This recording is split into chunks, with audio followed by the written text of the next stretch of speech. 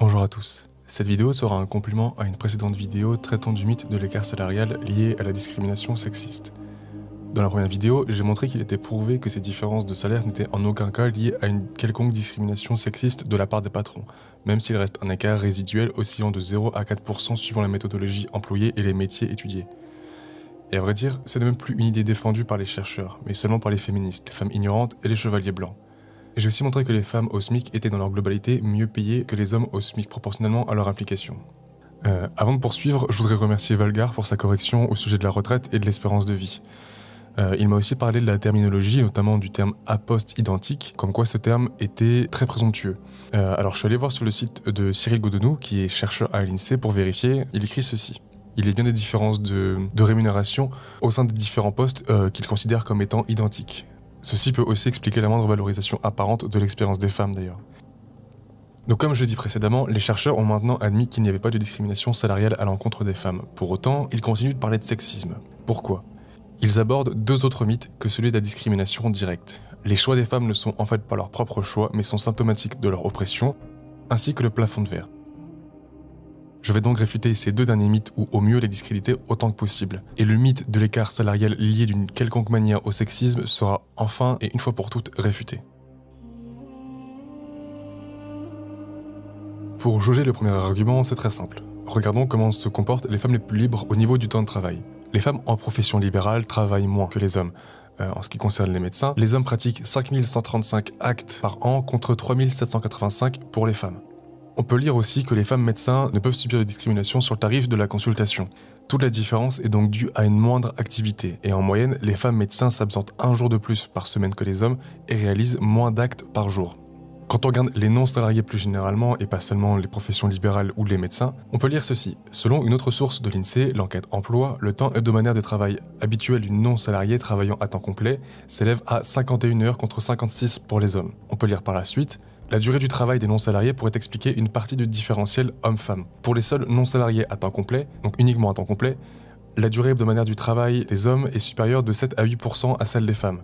Si le nombre de jours travaillés distingue peu les hommes des femmes, à temps complet encore une fois, la durée journalière est discriminante. Les hommes ont une journée de travail de 9h40 contre 8h54 pour les femmes. Donc tout confondu, temps plein et temps partiel, les femmes travaillent moins de jours et parmi les temps complets uniquement, elles travaillent moins par jour travaillé. On peut aussi voir qu'elles prennent plus de vacances. Donc je cite une deuxième fois Cyril Godenou, qui je le rappelle est chercheur à l'INSEE. Le volume de travail hebdomadaire est très élevé pour les femmes non salariées dans l'enquête emploi, 46 heures contre 51 heures dans l'enquête. A l'inverse, le volume de travail hebdomadaire est relativement peu élevé pour les femmes non salariées dans l'enquête emploi, soit 32h03 seulement. On suppose donc que ce paradoxe s'explique par le nombre de semaines de congé. On estime donc que les hommes indépendants ont 3 à 5 semaines de congé, contre 14 à 17 semaines pour les femmes indépendantes, ce qui paraît très étonnant sans pour autant être complètement impossible. Tout ceci est cohérent avec le sondage que j'avais montré dans ma précédente vidéo. Les femmes veulent davantage de vacances, quitte à être moins bien payées. Et du coup, quand elles sont non salariées, et que donc elles ont plus de liberté, on voit qu'elles le font plus facilement. Donc quand on voit ces femmes qui ont le choix, on voit qu'elles travaillent moins de jours par semaine, moins d'heures par jour et moins de semaines par an. Alors on m'a dit qu'il pouvait s'agir des patrons de cabinets sexistes qui empêchaient les femmes médecins ou avocates de progresser. Sauf que justement, là on parle pas de ces femmes-là. Donc cet argument c'est juste hors sujet, on parle pas de ces femmes-là. Ensuite, il est intéressant de comparer avec les femmes cadres sans enfants. Les cadres seuls et sans enfants ne présentent pas de différence homme-femme du taux horaire, 1% de différence seulement, donc c'est clairement pas significatif. Les femmes seules et sans enfants gagnent autant que les hommes. Ceci valide encore plus l'hypothèse que les femmes font un choix conscient et assumé, et non soumis. Si elles étaient réellement soumises au patriarcat, elles se soumettraient aussi à leur patron quand elles n'ont pas d'enfants, et elles ne négocieraient pas. Et on voit que quand elles n'ont pas de soutien financier, à savoir un conjoint, eh bien elles négocient beaucoup plus facilement, parce qu'elles savent qu'elles ne peuvent pas compter sur quelqu'un d'autre tout simplement. Donc elles négocient leur salaire, et elles ont un salaire équivalent à celui des hommes. A l'inverse d'ailleurs, les hommes ont de meilleurs salaires s'ils sont en couple. Ce qu'on peut voir en fait, c'est qu'il y a une répartition des tâches, c'est le taux horaire uniquement. Alors il s'agit uniquement du taux horaire, il faudrait aussi regarder le volume horaire des femmes cadres sans enfants, ce serait intéressant, mais l'étude n'en parle pas, c'est dommage. Alors, et si on me rétorque que cette répartition des tâches est sexiste, je dirais que oui, mais si on me répond que ça opprime les femmes, je dirais que c'est l'inverse. En effet, tout ceci ne fait que montrer les choix réels des femmes. Intéressons-nous au temps partiel un instant. Il existe une partie des temps partiels qui sont subis. Ils sont minoritaires bien que significatifs, mais je ne vais pas m'intéresser à eux étant donné qu'ils existent pour des raisons économiques et non patriarcales. Je pense que là-dessus on est tous d'accord, féministes compris. En revanche, c'est sur les temps partiels qualifiés de choisis. Les féministes s'attardent plutôt sur cela. Le fait est que les féministes n'accordent pas de crédit à ce terme-là de temps partiel choisi et estiment que ce serait en fait le symptôme de l'oppression des femmes.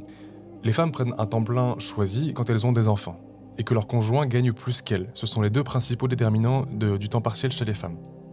Alors je suis désolé encore une fois, mais c'est tout à fait normal de s'organiser de la sorte et c'est bien mieux ainsi pour le foyer.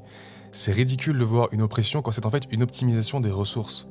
Logiquement, on voit que les femmes ayant des revenus conséquents prennent moins souvent les temps partiels. On voit la même chose en Australie par exemple. C'est juste que la femme, quoi qu'il arrive, est obligée de s'arrêter au moins quelques mois à cause de la grossesse, sans même parler du congé maternité, juste de la grossesse.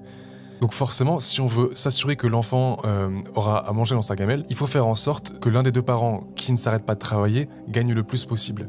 Et le meilleur choix pour ça, c'est que ce soit l'homme qui continue de travailler. Et par conséquent, si l'homme peut subvenir aux besoins de la famille avec ses revenus, eh bien la femme peut passer à temps partiel.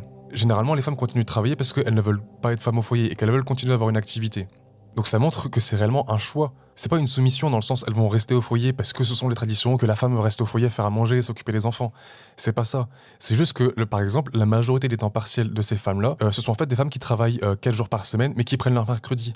C'est ça la majorité des temps partiels de ces femmes-là. C'est juste qu'elles continuent leur métier, elles prennent simplement leur jour de repos le mercredi pour s'occuper de leurs enfants. Que voit-on au préalable de ça ? On voit que le travail, le métier, est une source moindre de bonheur pour les femmes. Les femmes au foyer le sont par choix, elles n'évoquent pas le travail comme une source de bonheur, aussi souvent que les hommes.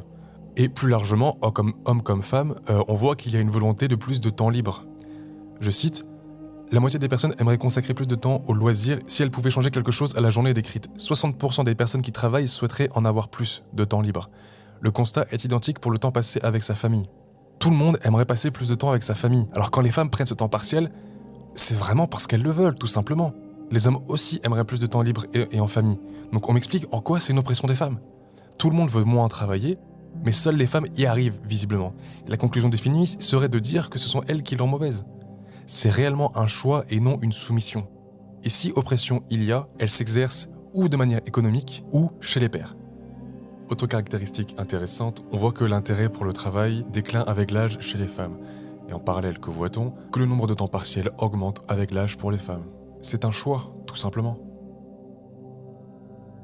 En plus de travailler moins, elles négocient moins leur salaire. Mais encore une fois, outre les raisons abordées précédemment, ce n'est ni de la soumission ni de la timidité. C'est juste qu'elles sont plus facilement satisfaites de leur salaire. Donc je cite cette étude. Lorsqu'on demande aux femmes si elles sont satisfaites de leur salaire, compte tenu du travail qu'elles fournissent, leur réponse diffère à peine de celle des hommes. Elles se disent même un peu plus souvent normalement payées que mal ou très mal payées. Le parallélisme des profils est même impressionnant, comme si les femmes avaient entièrement intériorisé et accepté les inégalités de salaire agissant à leur encontre. À salaire inégal, satisfaction égale. Sauf que ça, c'est clairement l'expression d'un biais idéologique énorme. Dans la vraie vie, les femmes n'ont rien intériorisé du tout. Elles ne comparent tout simplement pas leur salaire à celui de leurs homologues masculins. Elles sont prêtes à travailler moins ou moins cher pour plus de commodité. Face à une charge de travail supplémentaire, par exemple, les hommes vont exiger d'être mieux payés. Les femmes, non. Elles vont plutôt exiger davantage de pauses et de vacances. Elles accordent d'ailleurs une importance au droit d'aller aux toilettes, par exemple, donc d'avoir plus de pauses. Les femmes font des métiers qui leur plaisent davantage, donc elles ont moins besoin de compenser avec des revenus élevés. Tout simplement. Ça n'a rien à voir avec une oppression. On voit aussi qu'elles seraient plus facilement satisfaites de peu. Je cite encore une fois la même étude.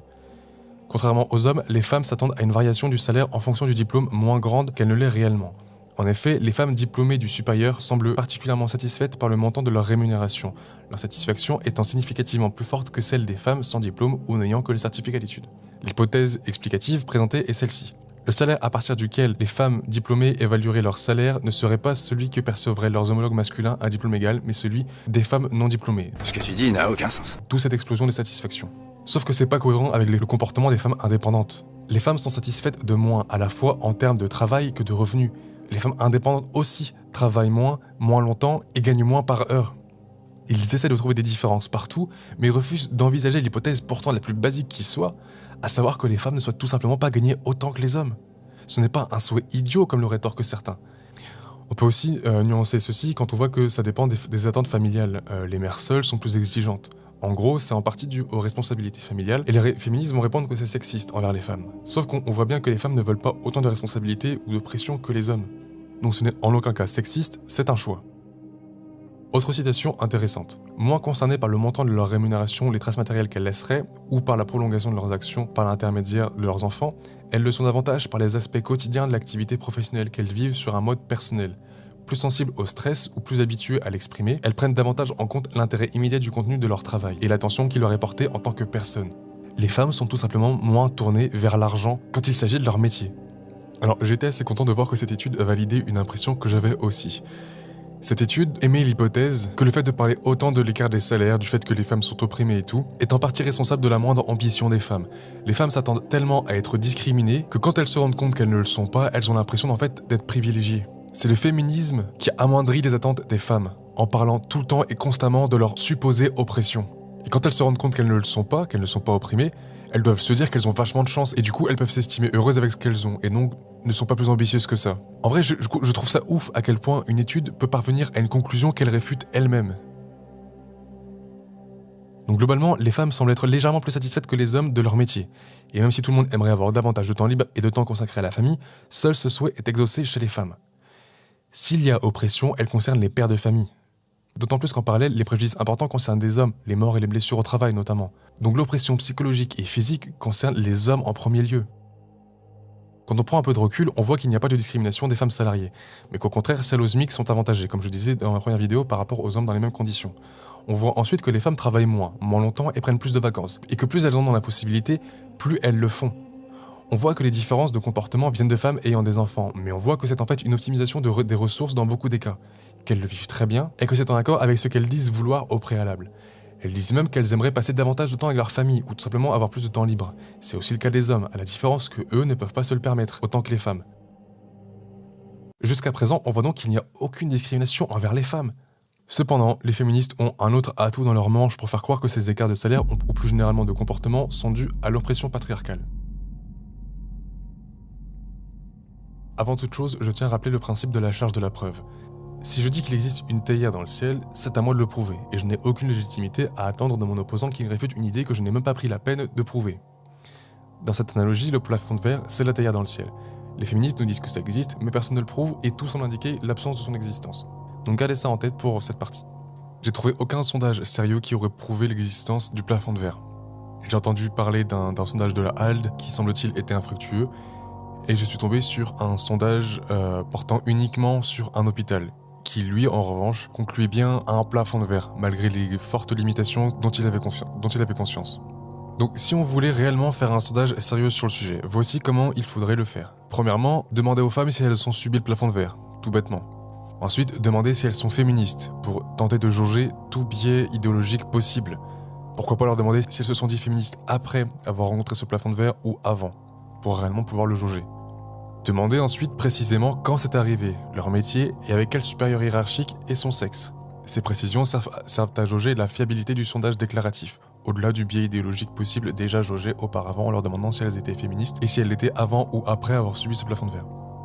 Ensuite, demandez leur réaction face à cette discrimination, et pourquoi pas demander si c'est arrivé dans l'environnement scolaire aussi. Et enfin, et surtout, demandez toutes ces choses aux hommes aussi. Là, on est en train de dépenser de l'argent et de l'encre pour résoudre un problème dont personne n'a prouvé l'existence. Pire que ça, il semblerait que les infos soient contradictoires. Alors, je vous jure que j'ai vraiment essayé de chercher des sondages qui l'auraient prouvé. Donc forcément, je suis tombé sur plein de trucs qui disaient tout son contraire, notamment ceci. Voici ce que dit le rapport d'activité 2016 du réseau Femmes de Bercy, qui a pour vocation à soutenir les femmes qui subiraient le plafond de verre. Les femmes nommées se disent qu'elles le sont parce qu'elles sont compétentes, qu'elles ont passé des concours, qu'elles s'investissent dans leur travail et qu'elles ont un réel potentiel.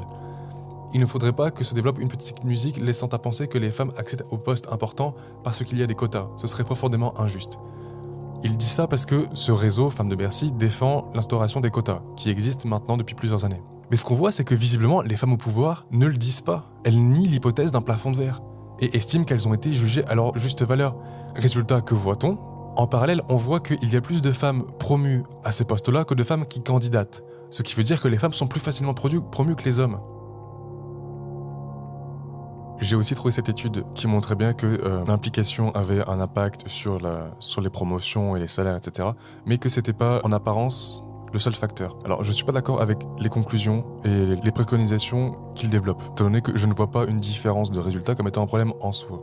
En revanche, ils apportent une hypothèse intéressante avec laquelle je suis pour le coup d'accord. C'est le lien exponentiel et non linéaire qu'il y a entre l'implication et le résultat obtenu. C'est-à-dire que plus on est haut dans la hiérarchie, plus la moindre différence d'implication sera importante. C'est-à-dire que si on est tout en bas de l'échelle, il y aura peu de différence si on travaille 1 heure de moins par semaine par exemple. Par contre, si on travaille cette même heure de moins par semaine mais qu'on est à un très haut niveau hiérarchique, cette minime différence aura en réalité un fort impact. En somme, on combat un phénomène qui n'est pas prouvé et dont tout laisse à penser qu'il n'existe pas, que c'est un phénomène inverse qui existe en plus. On ne peut pas prétendre que le système tire les femmes vers le bas quand ce système punit ceux qui ne les tirent pas assez vers le haut à son goût. Alors là, je rappelle du coup le principe de la charge de la preuve et de la théière dans le ciel. J'insiste là-dessus parce qu'en fait, là tout ce que je fais, ça servira à rien en fait. Les féministes maintenant ont arrêté de donner des critères de réfutabilité de leurs théories, tout simplement parce qu'à chaque fois, une à une, leurs théories sont réfutées. Alors un critère de réfutabilité, qu'est-ce que c'est ? C'est un critère qui, si il est validé, réfute l'hypothèse présentée.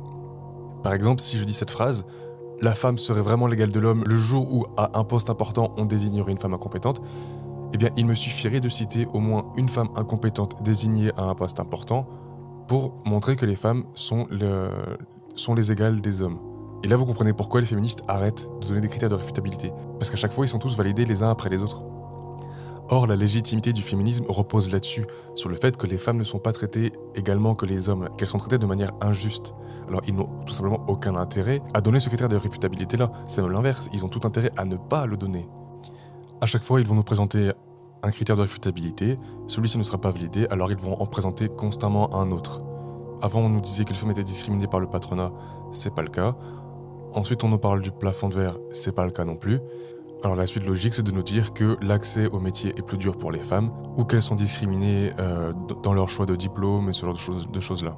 Alors c'est marrant parce que la chercheuse que j'ai citée dans ma précédente vidéo, qui concluait bel et bien à l'absence de discrimination au niveau du salaire des femmes, concluait toujours au sexisme, et elle disait que c'était dû certainement au plafond de verre entre autres. Elle a donc en toute honnêteté fait des recherches sur le sujet. Qu'a-t-elle trouvé ? Ce plafond de verre n'existe pas.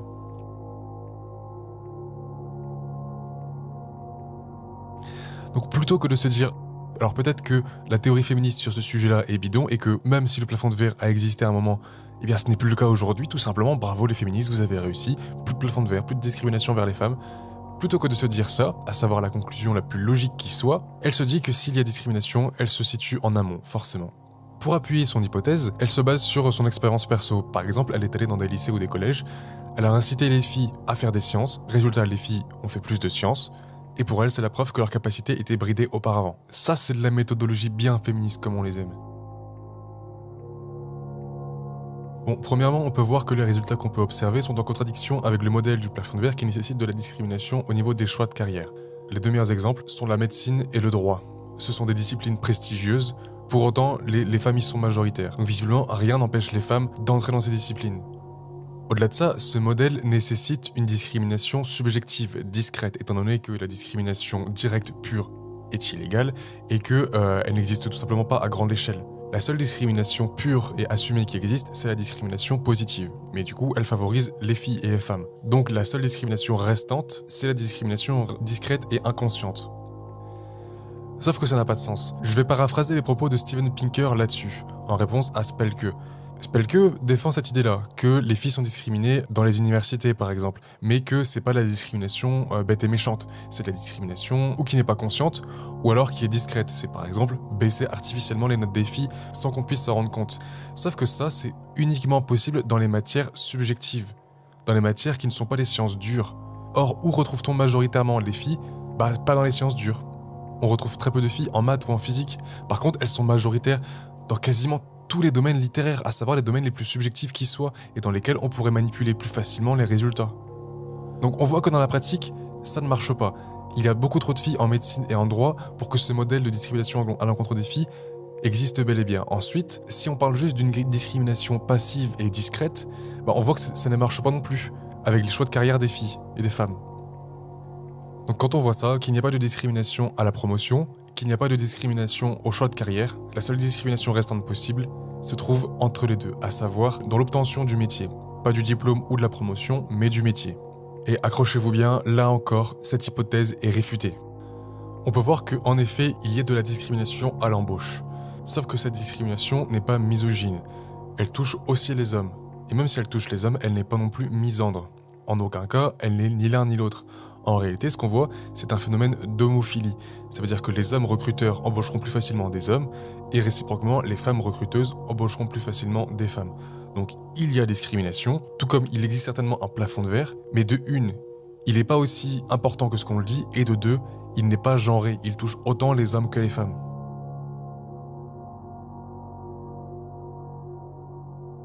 Donc avant d'interpréter toutes ces informations, j'aimerais résumer ces deux vidéos.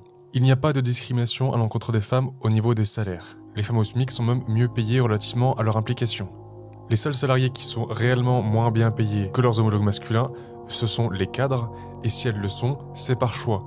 Ce choix n'est pas de la misogynie intériorisée. Il est en fait l'expression d'un désir d'exercer sa maternité, mais ce n'est en aucun cas de la misogynie intériorisée, étant donné que les hommes aussi aimeraient profiter davantage de leur paternité. La différence ne se situe pas dans les aspirations des uns et des autres, mais dans la capacité des uns et des autres à mettre en pratique ces aspirations.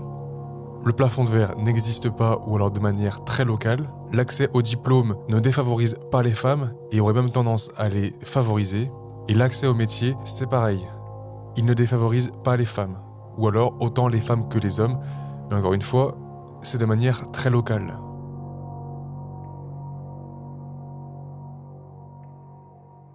En conclusion, arrêtez de voir les femmes comme des sous-hommes. Chaque choix que fait une femme ne se fait ni ne doit se faire en fonction des choix des hommes. C'est pas parce que les femmes sont différentes des hommes, qu'elles font des choix différents des hommes, que c'est pas bien. Et ce, quelle que soit la raison de cette différence. Le consensus est de dire que les différences entre femmes et hommes sont la combinaison de différences innées, d'autres acquises, certaines sont d'ordre biologique et d'autres sont environnementales ou sociales. Les féministes, à l'exception de certaines dissidentes comme Christina Hoff Sommers ou Peggy Sastre pour la France, considèrent que tout n'est que construction sociale ou presque dans un premier temps. En France, on a par exemple Odile Philode qui défend cette idée. Mais au fond, peu importe la raison de ces différences, parce qu'il n'est pas nécessaire de les gommer, ou en tout cas pas dans l'absolu. On doit s'attarder à l'égalité des chances, mais l'égalité des résultats n'est premièrement pas un but, mais n'est pas non plus un marqueur d'égalité réelle ou de justice. C'est pas parce que grâce au quota on a atteint 40% voire 50% qu'on a atteint la justice. Ce n'est en aucun cas un marqueur pertinent. Il faut que les féministes arrêtent de se servir des hommes comme d'un modèle. Prenons un exemple, celui des médecins, dont j'ai abordé en début de vidéo. Les femmes travaillent moins et de manière moins dense. Les féministes vont forcément se dire que c'est sexiste envers les femmes et que ces performances moindres sont en fait une mauvaise chose parce que ça dévalorise les femmes. Alors que, ironiquement, c'est exactement l'inverse qui se passe dans la pratique. Je vous renvoie à cet article qui montre que ce sont en fait les hommes qui enchaîneraient trop les patients, ou en tout cas certains d'entre eux. J'ai rien trouvé pour la France. J'essaie de me cantonner à la France, mais là c'est le seul cas où j'ai rien trouvé pour la France précisément. Ce qui est quand même assez dommage. Les femmes sont en fait meilleures que les hommes dans certains domaines de la médecine, et contrairement à ce qu'on pourrait penser, cette meilleure efficacité porte en fait préjudice à leurs revenus. En soi c'est normal, on peut rarement combiner qualité et quantité. Et ce que cet article dit en substance, c'est que les femmes soignent mieux, mais soignent moins. Et comme les revenus des médecins sont basés sur le nombre de patients qu'ils voient et pas sur l'efficacité des traitements qu'ils préconisent, les hommes finissent par être mieux payés que les femmes. Même s'ils soignent moins bien, ils soignent plus de patients, mais moins bien. Ce que je veux montrer dans cette conclusion, c'est que l'homme ne doit pas servir de base aux femmes premièrement et que c'est ironiquement sexiste et misogyne de la part des féministes de réfléchir ainsi. Elles ne font que révéler leur complexe d'infériorité et leur dépendance aux hommes, dépendance dont les femmes desquelles ces féministes se revendiquent se sont elles bel et bien détachées. Le fait est que les femmes sont meilleures dans certains domaines que les hommes. Là, en l'occurrence, il s'agit de prendre soin des autres. Et c'est donc normal d'observer autant de femmes en médecine et si peu en physique ou en maths. Peu importe la raison de cette supériorité des femmes, au fond, qu'elle soit naturelle, acquise ou un peu des deux. Le fait est qu'on a besoin de personnes qui sont ainsi. Ce comportement des femmes est vertueux et bénéfique à la communauté. Il y a une différence entre dire que les femmes ne sont bonnes qu'à ça, ou que les hommes en sont incapables, et de dire que les femmes doivent être pile poil tout pareil que les hommes. Alors je précise tout de même qu'il ne faut pas se servir de ça pour rabaisser les hommes médecins, et donc a fortiori les hommes plus largement. On a aussi besoin de répondre à la quantité. Tous les patients n'ont pas besoin qu'on passe 1h30 à les diagnostiquer, et en parallèle, la file d'attente est souvent longue, ce qui veut dire qu'on a aussi besoin de médecins qui enchaînent les consultations. On a besoin des deux, et c'est là que le bas blesse, parce qu'on finit par comprendre une notion chère au tradi, la complémentarité des sexes. Le féminisme se base sur une incompréhension de la nature des hommes et des femmes. Puisque le patriarcat était ultra rigide et permettait que peu aux individus de sortir de leur rôle traditionnel, les féministes en ont conclu que ces rôles étaient purement artificiels, mais c'est faux. En réalité, ces rôles ont un sens, le problème étant cette rigidité excessive du patriarcat. La réalité se situe entre les deux idéologies. Les hommes et les femmes sont bel et bien différents. Pour autant, un nombre significatif de femmes est capable de diriger une entreprise ou même un pays. Il ne faut simplement pas voir ce nombre moindre de femmes capables par rapport au nombre d'hommes comme étant un marqueur de discrimination, mais simplement comme une différence, ni plus ni moins. Certaines femmes ont des facilités dans certains domaines et les hommes dans d'autres. Au passage, j'ai vu une personne citer la plasticité cérébrale comme étant un contre-argument aux différences hommes-femmes. C'est débile. C'est pas parce que le cerveau est plastique qu'on peut tout en faire et qu'il ne se base sur rien. C'est débile comme argument. Et ce qui s'est produit malheureusement, c'est que beaucoup de femmes se font de la vie masculine un idéal. C'est une drôle d'idée parce que je ne trouve pas la vie des hommes si idéale que ça. Mais rêvent d'être l'équivalent d'un monsieur qui se lève à 7h30 du matin, prend sa serviette sous son bras, avale rapidement son café et se précipite au bureau. Alors ça, comme une idée de la libération, je veux dire que c'est une idée qui me laisse froide. Et l'idée de la carrière, l'idée du succès d'argent, du succès de domination, devient pour la femme, ça se voit très bien quand on lit certaines revues féministes, l'idéal du succès humain. À mon avis, c'est une défaite épouvantable dans les deux sexes. Si un homme n'a que ça à offrir, c'est bien triste. Et si une femme limite et rêve d'une carrière de ce genre-là, elle s'apercevra un jour quelconque de sa vie que c'était bien creux et qu'elle a raté pas mal de choses. Et alors là, on voudrait de nouveau voir s'établir un nouvel idéal humain. Un idéal qui offrirait aux êtres, peut-être pas nécessairement plus de loisirs, des loisirs on n'en a jamais, mais enfin plus de liberté d'activité et de choix, moins d'emprisonnement dans le travail, devenu sacro-saint, devenu une forme hypocrite de l'esclavage, puisque les gens ne font plus que ça, en sont obsédés. Le comportement des féministes ne fait que retransmettre une envie, une jalousie, un complexe d'infériorité qu'elles ont relativement aux hommes. L'oppression des femmes n'est pas patriarcale, mais économique.